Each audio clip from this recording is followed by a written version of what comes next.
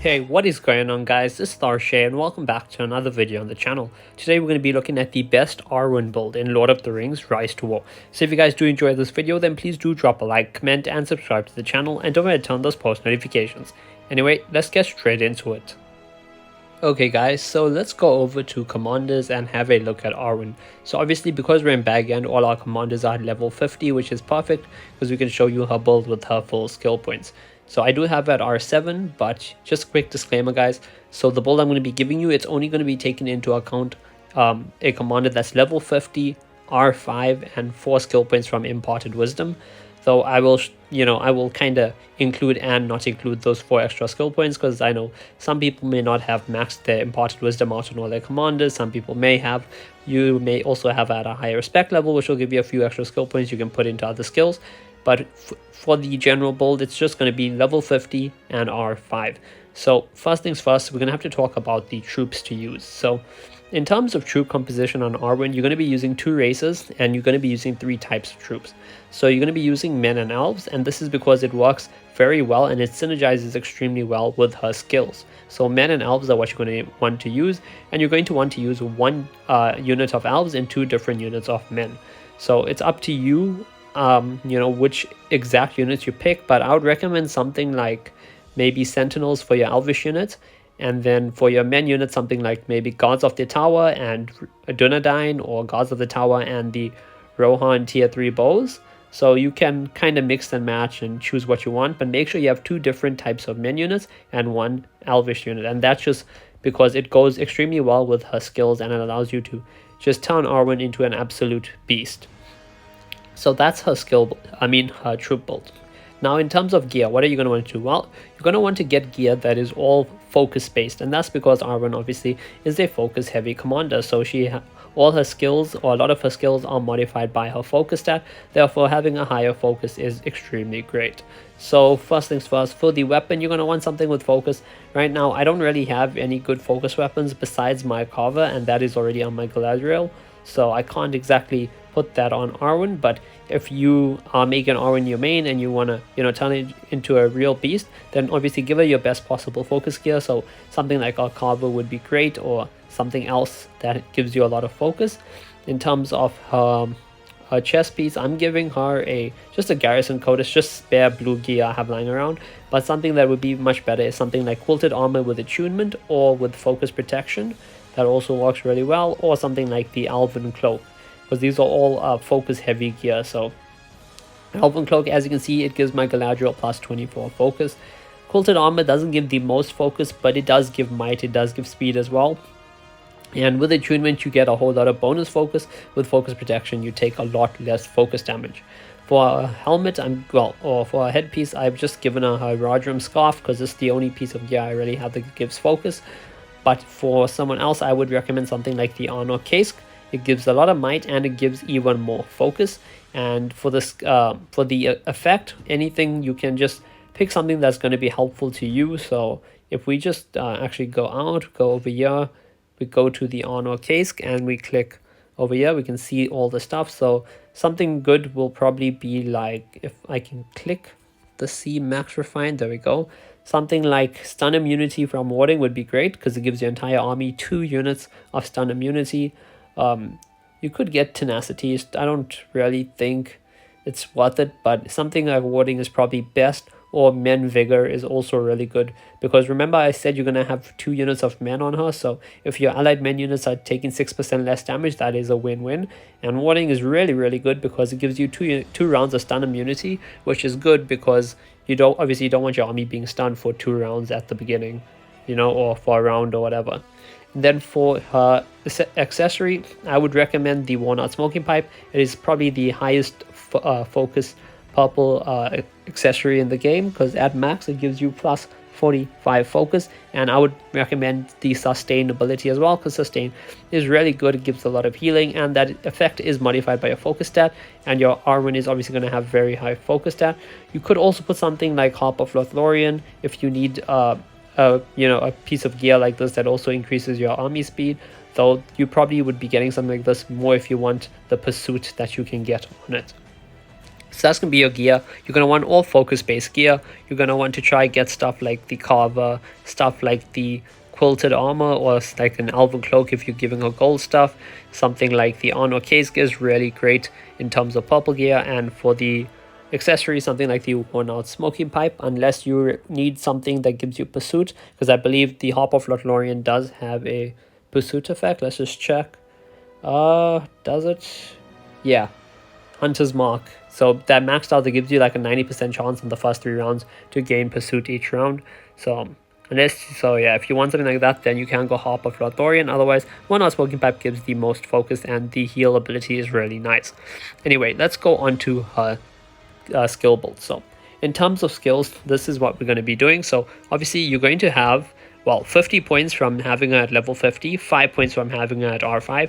That's going to be 55 points. And you can get another 5 points from her being a support commander. So that's going to give you 60 points. So the build I'm going to give you is going to include 60 points. And then I'm going to also just tell you what to do with your extra points if you have, 4 extra points from imparted wisdom, or some more points from having her at a higher respect level. So the first thing you want to do is max out half elven. So 15 out of 15 half elven, and this is because all allies defense and speed is plus 10 for each allied men present. So this is why I said you're going to want to have 2 units of men, 1 unit of elves. This is going to give you, for your 2 units of men, it's going to give all your allies plus 20 defense and speed, 10 for each of those 2 men units you have, and all allies damage dealt plus 10% for each allied elves unit type present. So the 1 unit of elves that you have is going to give your entire army plus 10% more damage. So half elven is the first thing you're going to want to max out, and it is a really, really good skill. Next, you're going to want to max out Queen of the Reunited Kingdom. And this is all allied units, damage received minus 90% during combat. The effect's initial value decreases by 1/4 each time damage is sustained. However, when it's maxed out, it's going to only decrease by 1/5 each time damage is sustained. So that's going to be 30 skill points used, 15 on half elven, 15 on Queen of the Reunited Kingdom. Next, you're going to max out nobility and then coalition. So nobility just gives your men units damage dealt plus 21%. This is why I said you're going to want to have 2 units of men, because now your men units are already getting plus 10% bonus damage from half elven, and now they're going to get another 21% bonus damage from nobility. So all your men units are now going to have plus 31% bonus damage. And then you're going to want to max out coalition, and this just gives men 75% chance to deal highest damage. And why is this so important? Well, just look at all your skills, right? You're getting 10% bonus damage from your half elven skill, plus some extra defense and speed, obviously. Then you're getting more damage from nobility for your men units, and now your men can deal the highest damage possible. So instead of them dealing between, let's say, 15 and 20, they have a 75% chance to deal that 20 damage each time. So max out coalition, and it also gives your elvish unit, so your 1 unit of elves, which will be your sentinels or bow knights or whatever you want to run, and it'll give them initiative, which means they can act first each round. So you're going to want to max that out, and that's going to be 15 points from half elven, 15 points from Queen of the Reunited Kingdom, 14 points from nobility and coalition, and that's going to give you a total of 44 skill points used. So 44 skill points, so we still have some more points we can spend, and we're going to want to put 7 into boon. So boon means all allied units randomly if you receive one of the following buffs in battle, and they will either receive 20% less physical damage for that battle, or they will be able to deal 20% physical damage more. So obviously, it's not the best skill if you go up against a commander that's dealing fire damage, or whose army deals fire damage, for example, if you're going up against a Witch King, or, a Galadriel who does focus damage. But overall, it's a really good skill, and you're going to want to max that out. So that's going to be another 7 points into boon, and it's going to take you from 44 all the way up to 51 skill points. You're going to next want to put 7 points into parting gift, and this is because on round 8, all allied units will recover 380% HP, effect modified by your focus stat. So on your round 8 now, all your units are going to get a massive health boost. They're going to recover a whole lot of your units lost, and this is just going to allow you to come out of battles with a lot less losses, than you otherwise would, because this is nearly 400% HP, and it's then modified by your focus stat, which will obviously be really high because Arwen is a focus-based commander. So that's going to be another 7 points, and it's going to take you from 51 to 58 skill points spent. And we said you have 60, so your last 2 skill points, you can honestly do whatever you want with it, but I would recommend just putting those 2 into Endomiel. And then if you have, so now that you put 2 skill points into Endomiel, you've already spent your 60 skill points, right? But if you have 4 more skill points from Imparted Wisdom, or even just 1 extra skill point from doing that first stage of Imparted Wisdom, or from having at respect level 6, you know, a higher respect level than 5, then you're going to want to put that 1 skill point into Cleansing Touch. And the reason why is every 3rd round, 2 allied units will recover, you know, some HP, which is not the important part, and randomly remove 1 debuff. Now that is the important part, because randomly removing 1 debuff every 3 rounds means on round 3, 6, and 9, 2 of your units, so out of your 3 units, 2 of them will remove any debuffs that are currently applied. So obviously that is 61 skill points in total in order to get 15 out of 15 for Half Elven, 15 out of 15 for Queen of the Reunited Kingdoms, and then 7 out of 7 for Nobility, Coalition, Boon, and Parting Gift. So that's going to take up 61 skill points to get all of that, plus 2 in Indomitable and 1 in Cleansing Touch. So I do hope you guys at least have your Arwen with 1 Imparted Wisdom level done. If you have more, then perfect. All you're going to do with that is just put more into Indomitable, put more into Cleansing Touch, or put some into Elven Blessing. It's honestly up to you. But just, you know, any extra skill points that you have above 60, put them, or should I say 61, because, you know, if you don't have 61, you won't be able to get that 1 skill point in Cleansing Touch. So anything above 61, you can just decide to put it into Indomitable and Cleansing Touch, or you can put it into Elven Blessing. That is up to you. So yeah, now let's just have a quick overview of everything we went through in this video. So first things first, Arwen, okay? You're going to want to get an army of 2 men units and 1 elvish unit. I recommend something like Sentinels along with Dunedain or Rohan T3 bows and Tower Guards. Tower Guards are obviously your frontline units. It's nice to have a melee unit there just to tank that damage, to let your archers deal a lot of damage.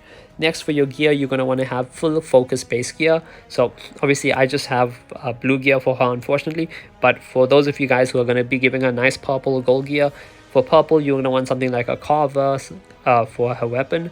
Then for a chest piece, something like quilted armor. If you're putting gold gear, something like elven cloak. For her helmet, something like an honor case with the men effect, or with the effect to give her stun immunity. Well, give her army stun immunity for the first 2 rounds, so that's warning. And then for an accessory, you're going to want a worn-out smoking pipe with sustain, unless you want a harp of Lothlorien with hunter's mark, which gives you pursuit. Next, for her skill build, you're going to want to put 15 skill points into Half Elven, 15 skill points into Queen of the Reunited Kingdoms, 7 skill points into Nobility, 7 skill points into Coalition, 7 skill points into Boon, 7 skill points into Parting Gift, and then 2 skill points into Indomitable. That's going to be all your skill points spent from having her at level 50 and R5. And if you have any extra skill points from Imparted Wisdom or having it at a high respect level, 1 point is going to immediately go into Cleansing Touch, and the extra points you can then split between Indomitable, Cleansing Touch, and Elven Blessing. That is completely up to you. Anyway, I hope this video did help you out, and if it did, then please do drop a like, comment, and subscribe to the channel, and I'll see you guys in the next video.